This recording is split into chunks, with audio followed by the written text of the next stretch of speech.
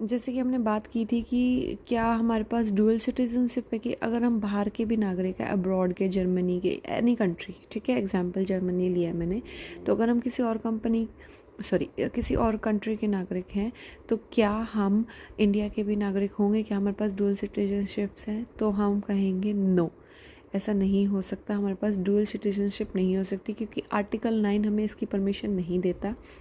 But OCI card holder का मतलब क्या है फिर?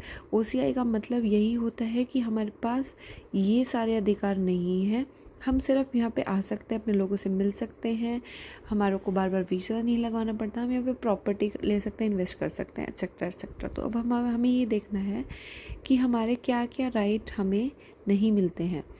एक तो हमें आर्टिकल 16 नहीं मिलता है, no equal opportunity in public employment, ठीक है। नहीं मिलता है article 58, not eligible for election as president, तुम प्रेसिडेंट नहीं बन सकते चाह के भी। 58 याद रखोगे, 58 याद रखोगे प्रेसिडेंट से।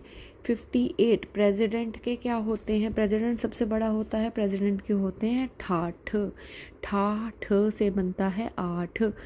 तो 58 से तुम्हें याद रखना है प्रेसिडेंट नहीं बन सकते, नो नहीं बन सकते। 58 8 में 8 ही प्लस कर दोगे तो 66 आ जाएगा। 59 60 6 7 8, ठीक है। तो 8 हमने प्लस कर दिया, 66 बन गया, तो हम उससे हमारा आ गया वाइस प्रेसिडेंट, तुम वो भी नहीं बन सकते। फिर आ गया जो तुमने सुना होगा राम लखन में वो बोलता है 1 2 का 4 4 2 का 1 माय नेम इज़ लखन। तो अगर तुम ऐसा बनोगे तो सुप्रीम कोर्ट तुम्हें अंदर कर देगा, बट तुम सुप्रीम कोर्ट के जज भी नहीं बन सकते। और आर्टिकल 217 कहता है कि तुम हाई कोर्ट के जज भी नहीं बन सकते।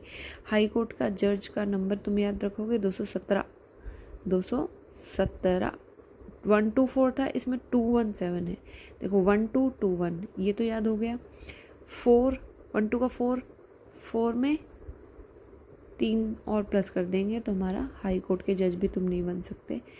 अब अगला बता रही हूँ नेक्स्ट पार्ट में। सब्सक्राइब।